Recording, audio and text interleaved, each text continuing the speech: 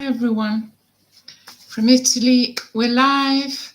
It's Saturday instead of Sunday, so I put out a release that I'm doing the live on Saturday at 9 p.m. instead of Sunday as I usually do. So I hope it suits you. I hope you can join us, and if you can't and it doesn't suit, you can watch it back.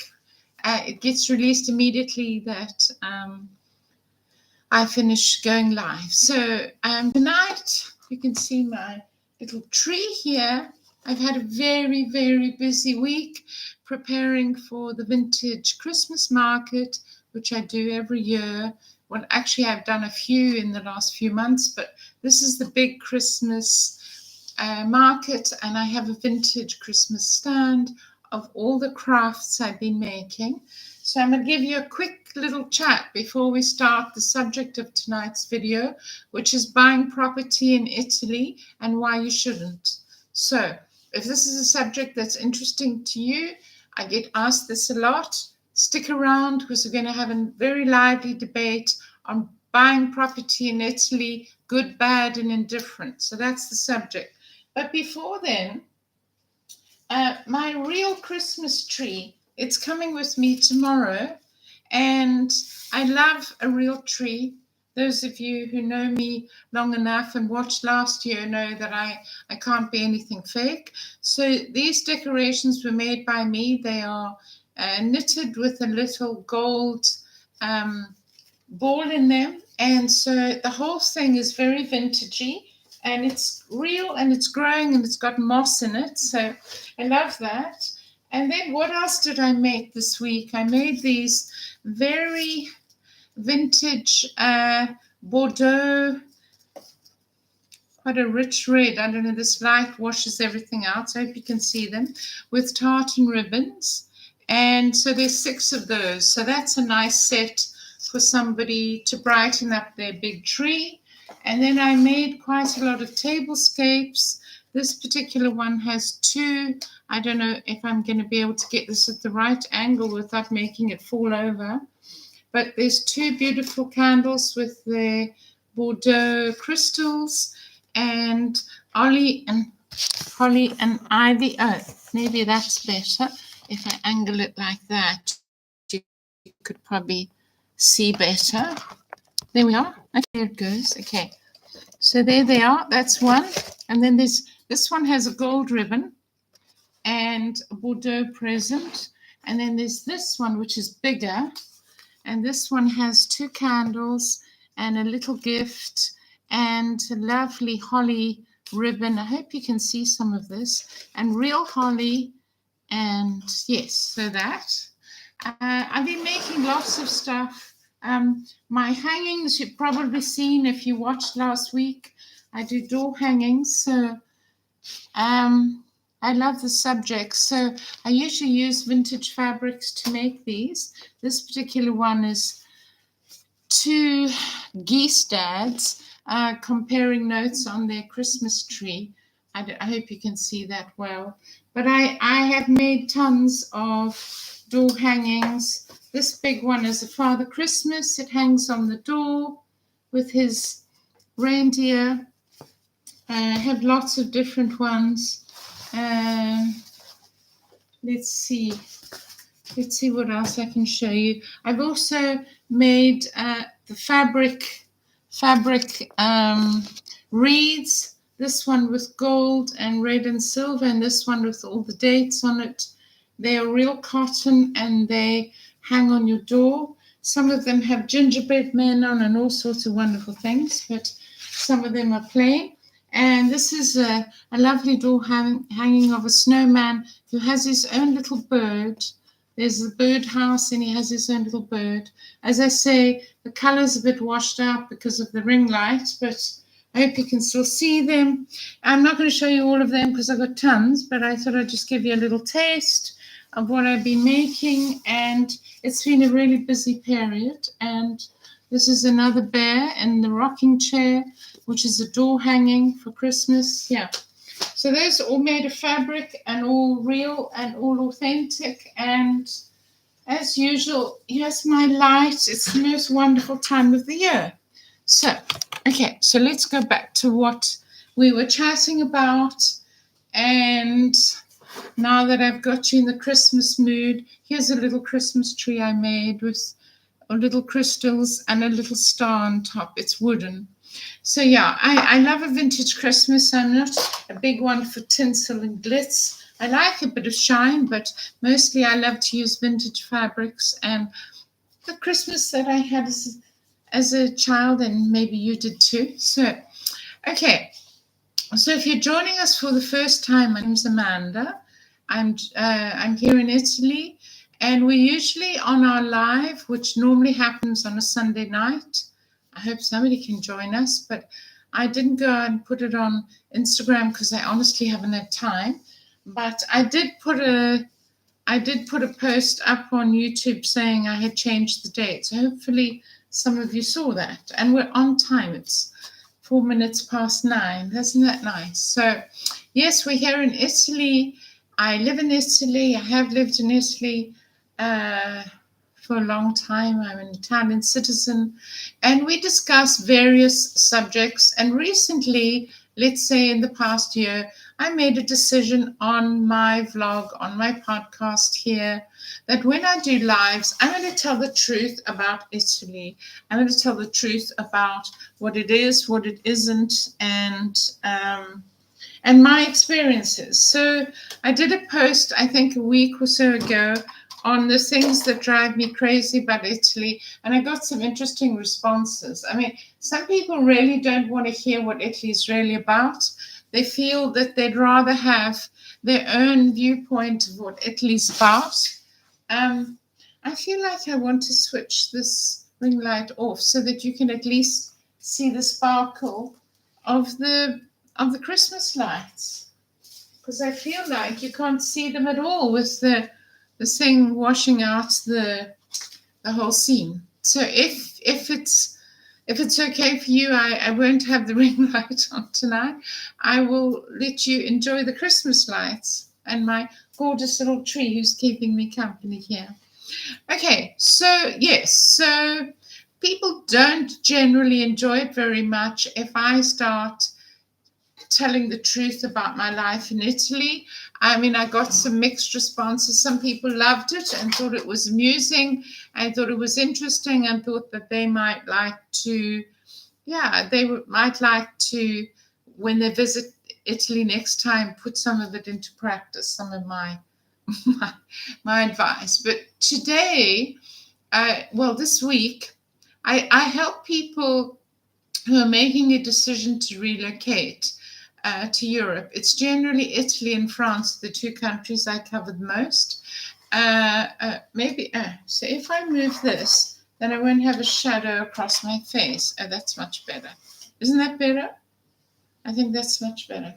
Let's just put this light here, and that can add some light to our... Oh, that's perfect. I think it's okay. Let me know. Yes, and don't forget, when you come and like the video immediately. It helps me a lot, helps the channel a lot. So tonight, buying property in Italy. So as I was saying, I assist people to move to Europe. I've had a lot of inquiries recently down to the Trump factor. People get panicked and really want to come to Europe and decided this is a good time to do it. Some of them are in their 60s, so they feel that they're ripe for retirement and maybe they could live on their Social Security payments. If that's you, I've done a specific post on taxability and living on your Social Security if you're coming from the States or wherever, anywhere outside of Europe. And how it is in Italy and in France. And I will hook that up there in a playlist so you can go and watch that. Tonight, I specifically want to talk about property because two things happened this week. I had one person who'd been making inquiries and then suddenly had been talking about renting Italy, south of Italy. So they'd made their inquiries. They got all the paperwork together. They were applying for the Elective visa. I'm not going to cover all the details of the Elective visa because I've done a post on it and it'll be in that playlist. But needless to say, there's a certain amount of money that you need. You need to have a year's health insurance up front. You need a year's rent paid up front. You need to have all your ducks in a row.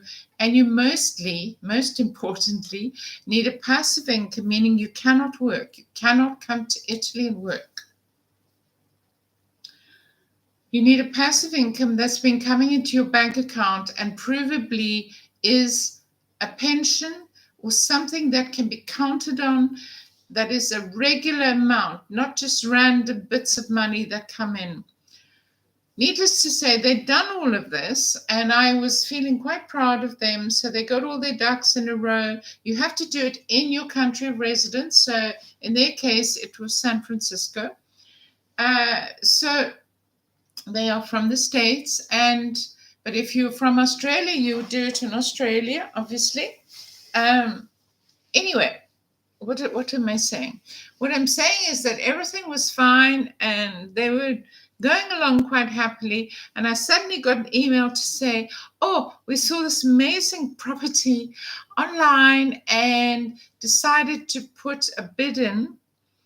There was a kind of some auction situation, and then you could contact this agent who apparently spoke English and apparently visits the States quite often. Wow, okay, so great. So they contacted him by email or whatever. I think there was a Zoom call involved. Bear in mind, they don't speak any Italian. This agent reportedly spoke English, so I think they felt comfortable. Needless to say, they were super keen for this house because it all seemed to be lovely. It was a 3-bedroom. It, according to him, didn't need major work. It was quite near Palermo, so they could drive in, I think it was about 30 minutes drive in. So it was in the countryside near Palermo, all of this. So it just seemed wonderful. They thought Sicily was the best thing, and everything just seemed great. It seemed to be a price that they could afford to pay with all their savings scraped together. Great. Okay. And they seemingly made some kind of offer to him. I don't think they got to the written offer stage, but there's a process that you follow in Italy. There's a process in every country. I'm not going to go through all the process in Italy, but I'm going to give you some indications. But basically, there's a first offer. There's a written interest in buying the property. That thing gets drawn up by 2 parties. And basically, if you pull out after that, whether you're the buyer or the seller, you have to pay a forfeit. So I'm not going to get into all the legal ramifications, because if you want to know about this, you can certainly email me and I can help you. But long story short, don't willy-nilly put in offers and then think, well, maybe it'll happen, maybe it won't. Without going into all the ins and outs of the Italian property market, I have done a video on that. I will probably do a follow-up video on it, and we will cover every step in the process, because it seems that a lot of people are getting stung. A lot of people are thinking that it's like the States. It's nothing like the States. Let's just be honest here. First of all, getting an agent to respond to you when you want them to, that's the first thing in Italy. That's quite difficult. And the agent will get, 4%. It depends on the percentages, but it's fraught with problems. And if you can't speak fluent Italian, not just Italian, but fluent Italian, it's a minefield. And even if you have a lawyer, if you're lucky enough to have a lawyer to act on your behalf, you can speak Italian and speaks English. That's a hard thing to find. And you have the funds, and you're well off, and you can afford to do this and to invest. My advice is, do not buy a house in Italy without really studying the situation extremely well. What do I mean by that? What I mean is, definitely don't buy something online. Okay.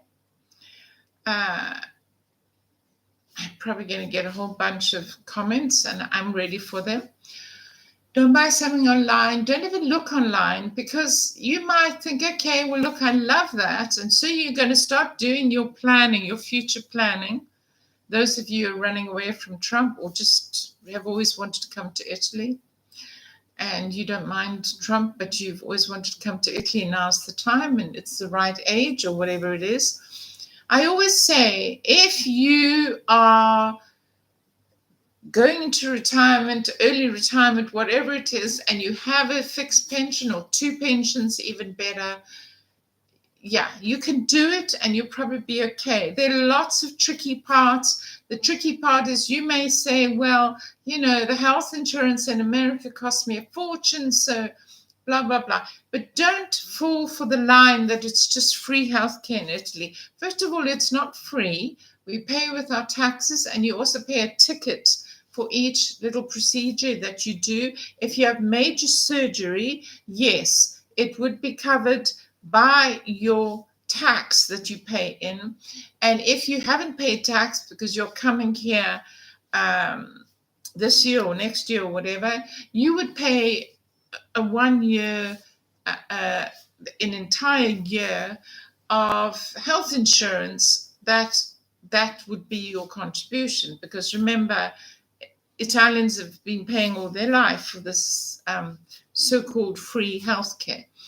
Okay, but that doesn't mean that you're going to have this operation, because just about in every province, and certainly in the south, and most towns in the south, most of the South come north to Milan to have their medical treatment, and have been for at least the 18 years that I can remember. And it's always been like that. There are huge shortages of doctors, of specialists, and most of the specialists and the doctors in particular areas. There's a big oncology center near Milan. There's a very big heart hospital. So the specialization center around Milan, it's in the middle of the country, it's north, whatever. It's in the, Lombardia has the biggest population. So it just makes sense. And of course, there are also specialists in Rome, and there are specialities in Rome. But as a general idea, it's not going to be in the south. Okay?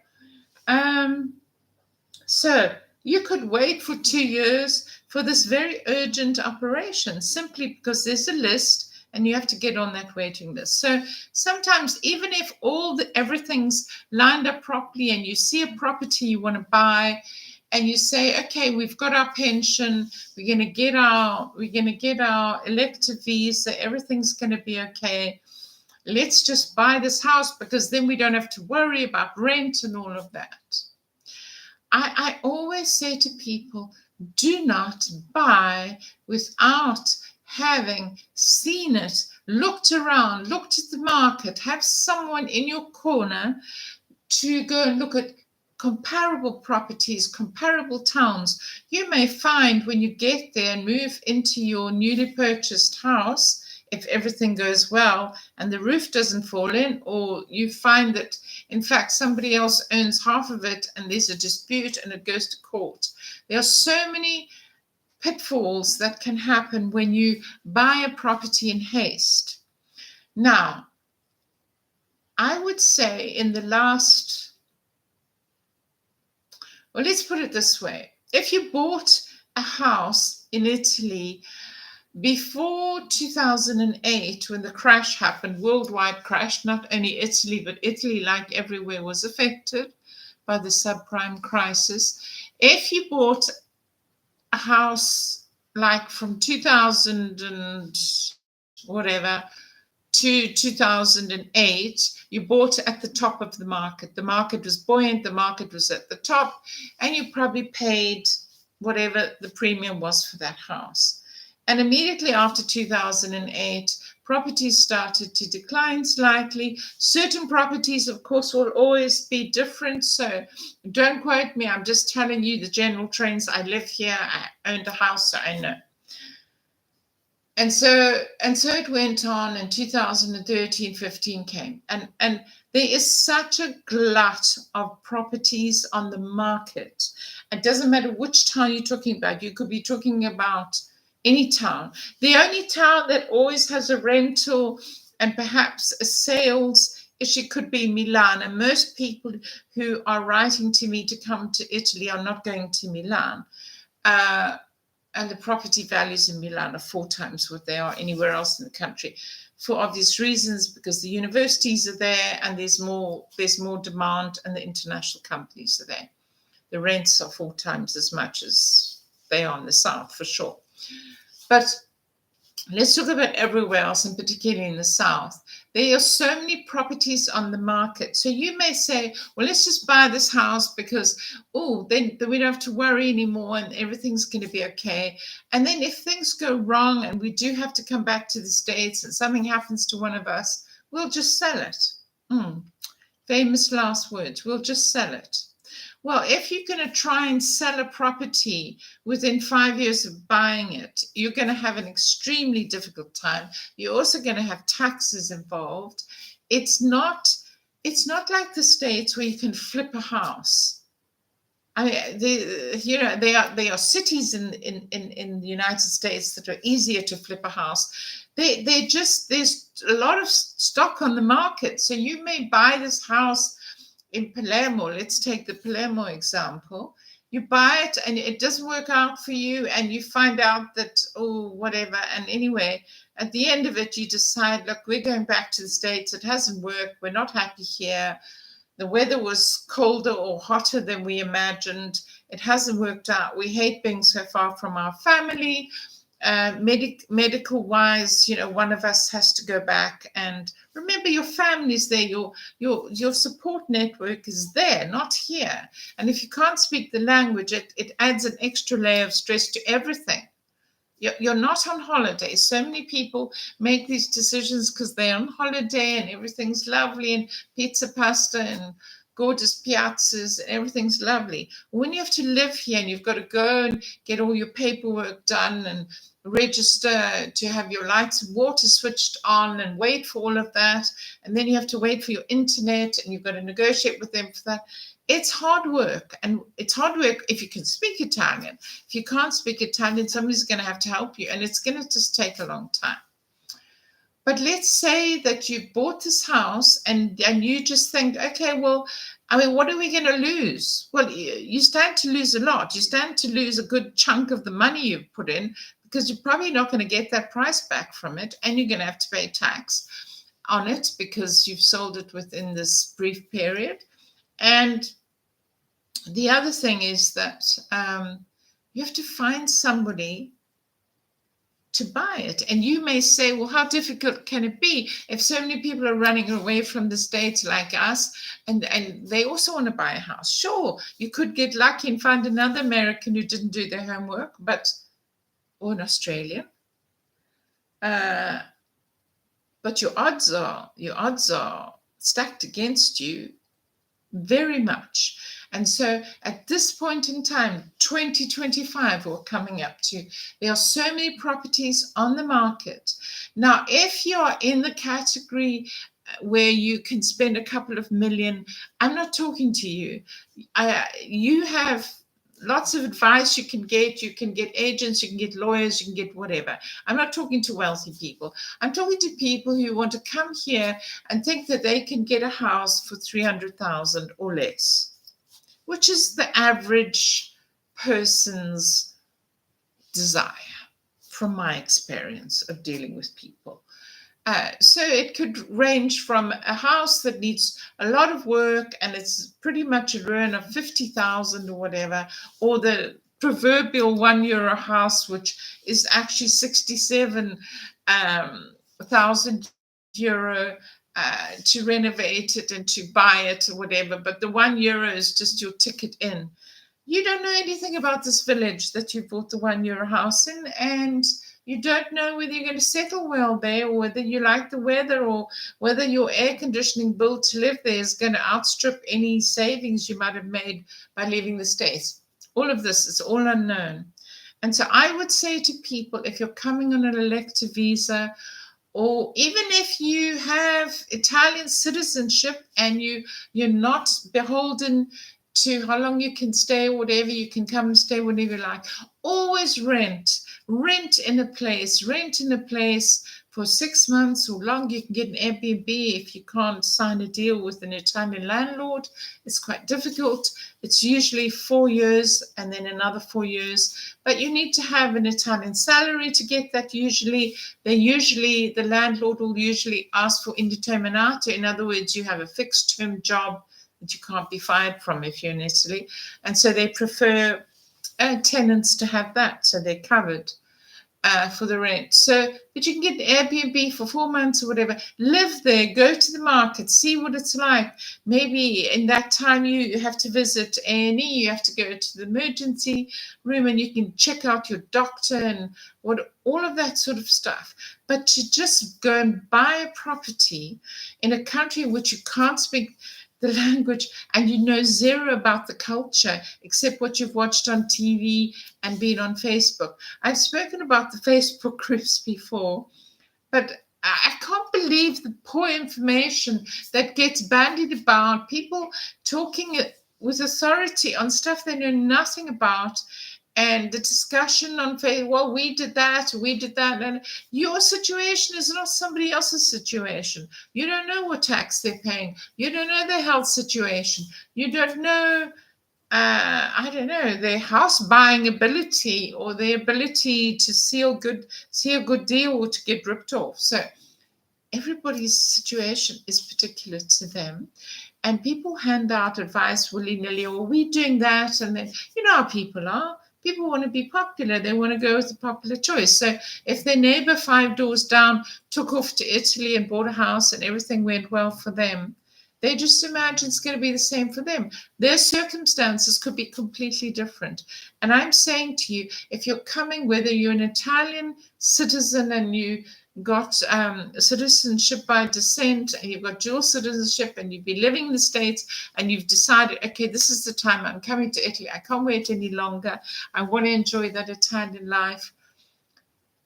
Rent a house. And if you love Sicily, try Cefalù and try Palermo, try Catania. I don't know. Try 3 towns for 3 months. It's not going to kill you. It's much better than investing in a property in which you have your hands tied and you might even not be able to move into it and you have to rent anyway.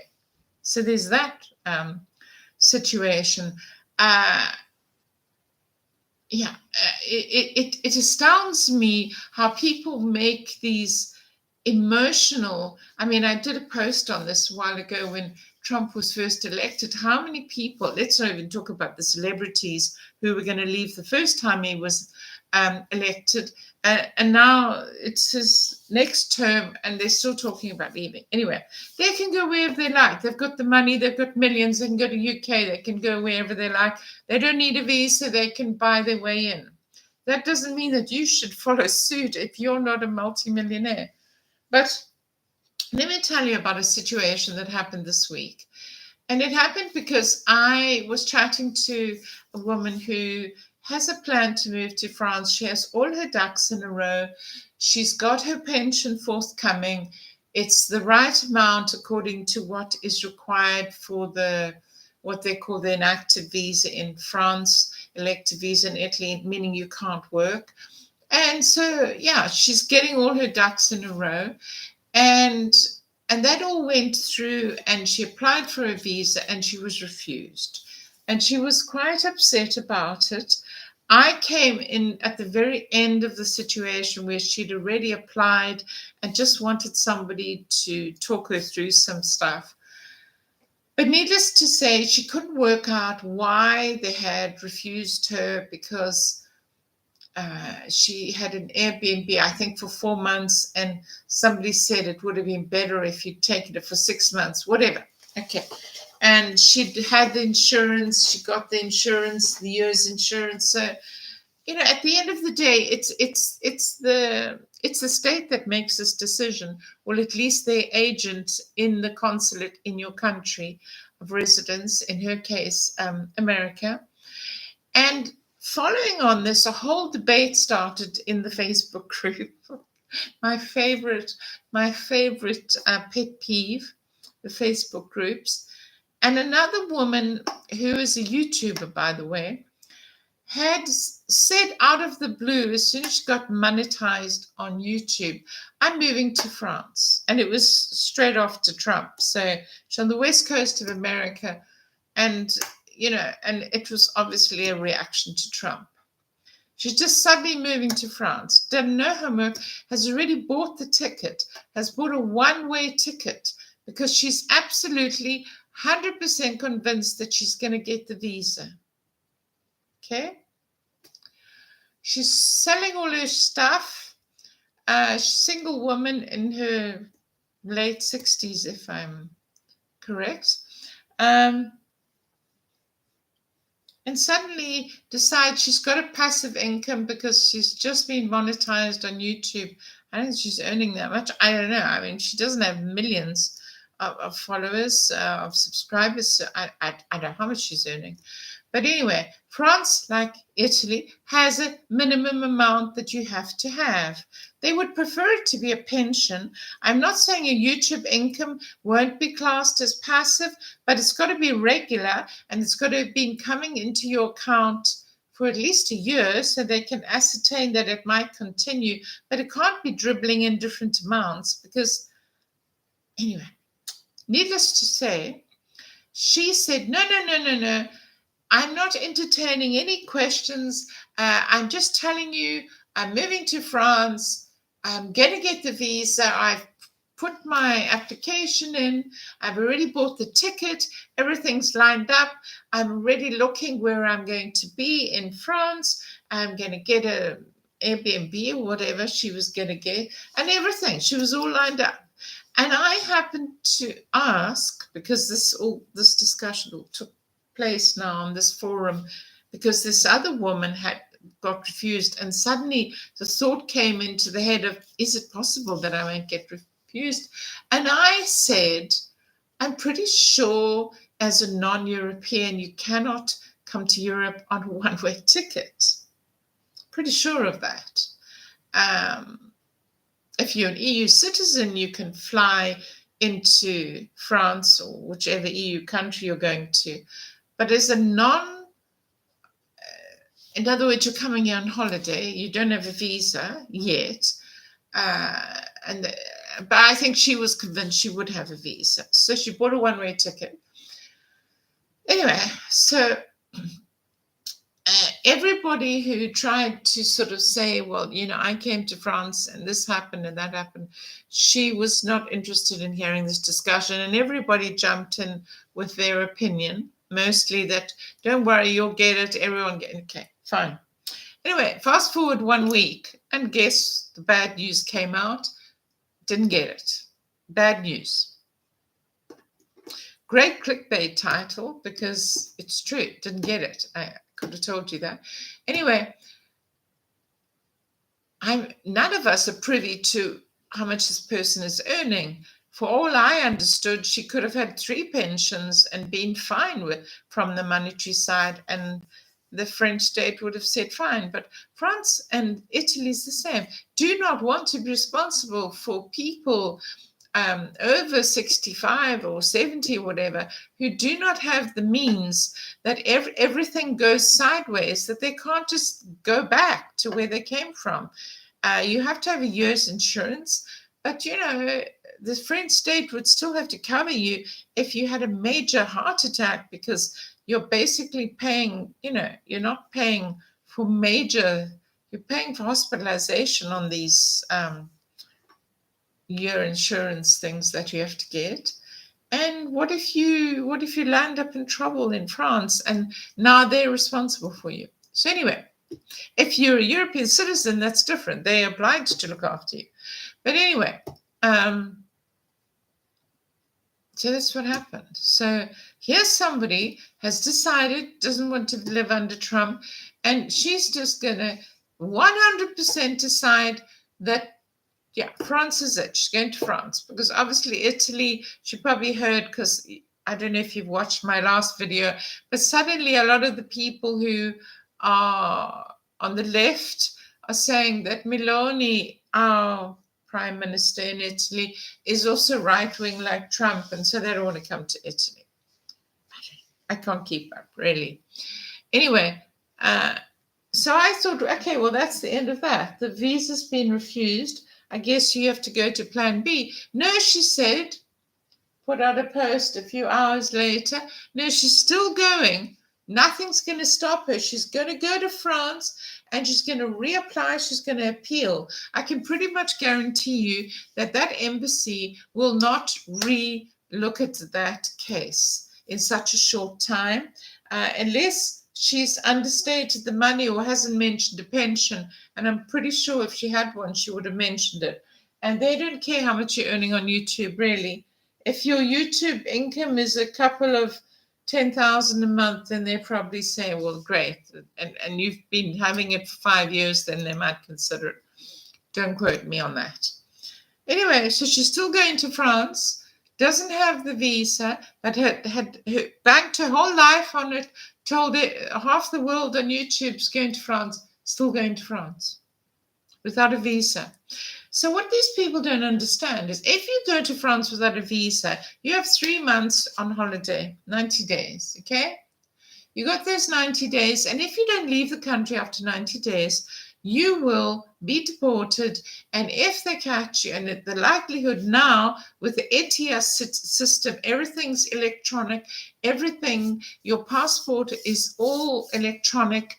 It's not like the old days where there were no borders and you could just flit around. It's electronic. So they're going to know that she hasn't left in 90 days and she will not be able to come back to Europe. It's a risk that I think is incredibly foolhardy. Tried to say so, but just got poo-pooed as being, who cares? It's not just my opinion. These are facts. So anyway, that happened. And so I going back to the house situation, buying a house. If you're moving anywhere in Europe and it's a new thing and you've got a visa, even if everything seems to be perfect and your visa comes through and everything's great, rent for a few months. It will help you enormously. I don't know if all the property values are going to drop sharply in Italy. France has great options. You can get a house in France for 60,000, a little house that you're going to do up in certain areas. If it's anywhere near Paris, of course not. But, it's all relative. It's all relative to your budget. So I can't decide for you. It's relative to your budget, your ability to, and your family situation and your tax situation and all of that stuff. The one good thing is that France does not tax your social security. I've done a video on that. Again, I'll put the playlist up there. You can watch it back. But yeah, don't think, let's just take our nest egg. Let's just buy this house in Italy because the price is always going to go up. The agent's always going to tell you the price is going up, obviously. There's a glut of houses, and it's very unlikely that you'll be able to sell in a hurry if you need to. Look around, rent a place. If you have the funds, stay in a hotel, stay in a lovely hotel. Check out a few places. Check out if you can bear the heat of summer in the south. Check out if maybe you wouldn't prefer the north and the winters aren't that bad. I live in the north. I love it. We have hot summers, but we also have quite mild winters, actually. But it gets cold here sometimes. Anyway, so I implore you, do not buy property. If you are a person with funds and you are an investor in property and you want to buy 3 properties and do them up and you have the funds and you can take the knock, you're in a different category. I'm not speaking to you. I'm simply saying if you're buying your property to come here and you're using your nest egg because you're going to start again in Italy and retire here, think carefully. Think really hard. You might halve your money if you buy the wrong property. And as I've mentioned before, people say, well, if everything goes wrong, I'll Airbnb it. There's a glut of Airbnbs. There's people who've been doing Airbnb and they're now desperate to go back and rent on a long-term basis because Airbnb takes management. The Italian government have cracked down. You need to pay tax on it. It's not such an easy thing to manage. And if you're not there, who are you going to rely on to make sure the sheets are changed and the and somebody meets them, because also many of the cities in Europe have now made it illegal that you have a lockbox, that people can just come and go and get the key, so that you don't need anybody to meet them. Yeah, this all seems like a pipe dream when you're thinking on it from afar, but be careful and be aware it could go very wrong. So with that in mind, come here, have a look around. It can be a wonderful place to spend 3 months, and you can check out things a bit better. So if you're watching this back, let me know in the comments if you bought a property in Italy or France, if you're thinking of buying a property, and what your view is on whether you should rent or not, or if you want to ask a question, or you'd like to discuss something out about property in Italy, or you just want to have a chat, let me know in the comments. And you can just drop your name, first name's fine, and let me know what you think. And I look forward to tomorrow. I have my last vintage market for Christmas. I'm going to be exhausted tomorrow night, which is why I did this tonight. And I look forward to reading your comments.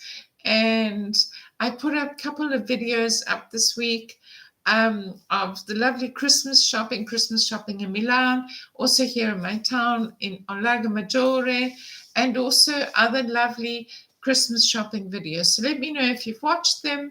And this will probably be my last live pre-Christmas, and then I'll probably do a live from France because I'm going to be in France interviewing some retirees who've gone to France to start again. So that's content that's upcoming. Excited about that. And I'll be doing that. So talk to you soon and see you next week. And don't forget to like the video. If you haven't subscribed yet, why not? You want to. Helps it a lot. Don't forget to comment. Love your comments. See you on the next one from Amanda here in Italy. Bye. See you on the next one. Bye, bye, bye, bye, bye.